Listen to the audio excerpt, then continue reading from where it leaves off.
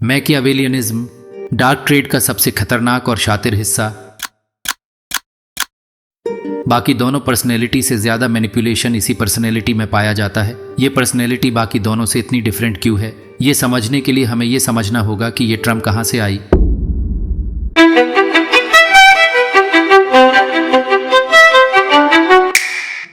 सोलहवीं सेंचुरी में एक किताब बहुत ही प्रसिद्ध हुई जिसका नाम था द प्रिंसेस। ये किताब लिखी थी एक इटालियन फिलोसोफर ने जिनका नाम था निकोलो मैकियावेली। अब जब ये बुक आई तो ये काफ़ी टाइम तक बैन रही। बैन होने का भी कारण इस बुक के अंदर ही था। ये बुक पावर, पॉलिटिक, डिप्लोमेसी पर बेस्ड थी। इस बुक में पावर को पाने के लिए और लोगों को कंट्रोल करने के लिए काफ़ी सारे तरीके थे और ऐसे तरीके थे जो पॉलिटिक और एक राजा को और भी ज़्यादा पावर देती है। निकोलो मैकियावेली के नाम से ही मैकियावेलियनिज्म नाम पड़ा, जिसे कुछ ट्रेड के बेसिस पर psychologist Richard Christie and Florence L Geis ने डार्क ट्रेड में रखा। जिन लोगों में ये पर्सनैलिटी होती है उन्हें मैकियावेलियन कहा जाता है। बेसिक मैकियावेलियनिज्म को डार्क ट्रेड में रखा गया, लेकिन ये साइकोपैथ और नार्सिसिज्म की तरह कोई डिसऑर्डर नहीं है। पहले हम समझते हैं कि मैकियावेलियनिज्म को कौन सी चीज़ें इतना खास बनाती है। इनसेंसिबिलिटी।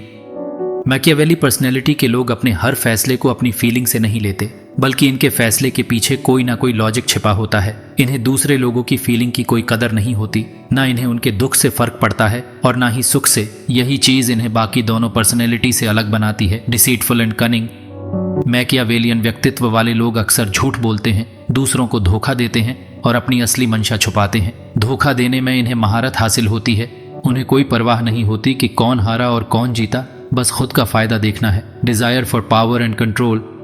मैकियावेलियन लोग हमेशा पावर के भूखे होते हैं और यही चीज इन्हें साइकोपैथ और नार्सिसिज्म से सबसे अलग बनाती है। चाहे वह पॉलिटिक्स में हो, बिजनेस में या रिलेशनशिप्स में, वे हमेशा एक कदम आगे की सोचते हैं और दूसरों से ज्यादा ताकतवर बनने की योजना बनाते हैं। The end justifies the means.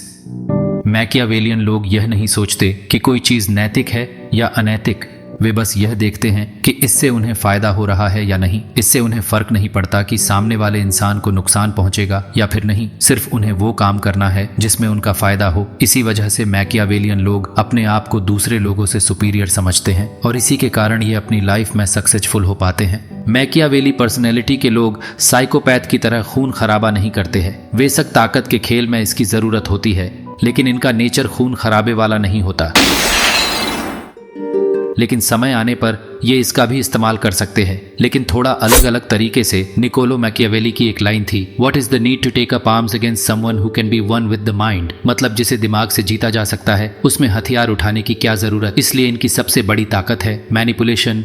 Niccolo Machiavelli की एक और लाइन थी, to control people we should use fear more than love.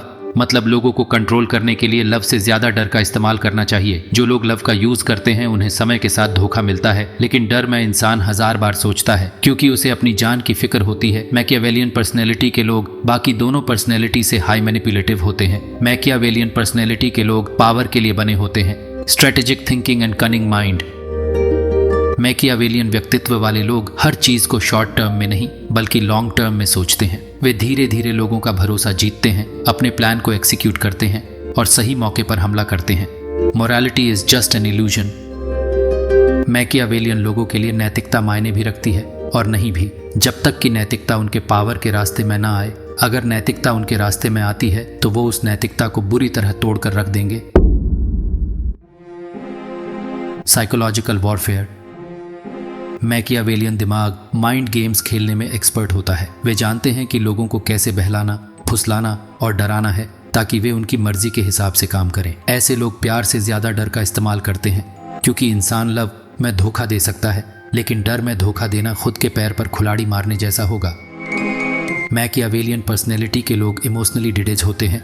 इसकी वजह से इनके अंदर अलेक्सिथीमिया नाम की मेंटल कंडीशन पाई जाती है। इसकी वजह से ऐसे लोग कभी भी अपनी फैमिली और आसपास के लोग से फीलिंग अटैच ही नहीं कर पाता है। वो वैसे रिलेशनशिप में आ सकता है, उससे प्यार कर सकता है, लेकिन वो कभी उनकी फीलिंग और दर्द को महसूस नहीं कर पाता है। हाँ, वो दिखावा कर सकता है कि वो आपको आपसे ज्यादा चाहता है, लेकिन वो ऐसा नहीं कर पाता है। Reason for Machiavellianism.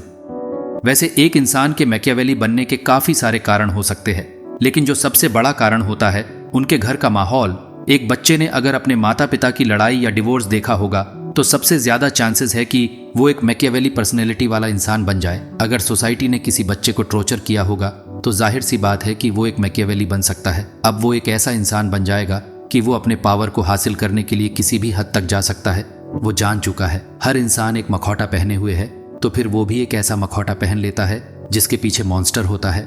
ऐसे लोग सिर्फ अपने आप से ही प्यार करते हैं। मैकियावेली के मखौटे के पीछे पावर, पैसा सब कुछ होता है, लेकिन उसके पास एक और चीज होती है और वो है अकेलापन, जिसके चलते वो अपनी फीलिंग से दूर होते चले जाते हैं।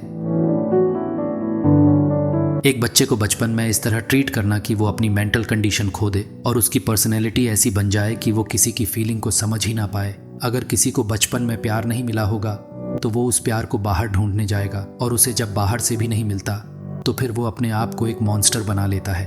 एक ऐसा मॉन्स्टर जिसके लिए प्यार, फीलिंग, दर्द, दुख कोई मायने नहीं रखती। तीनों ट्रेड या फिर कोई भी डिसऑर्डर क्यों ना हो, सभी में एक चीज कॉमन है, बचपन का ट्रॉमा, जो कि उस बच्चे जिंदगी को नर्क बना देता है।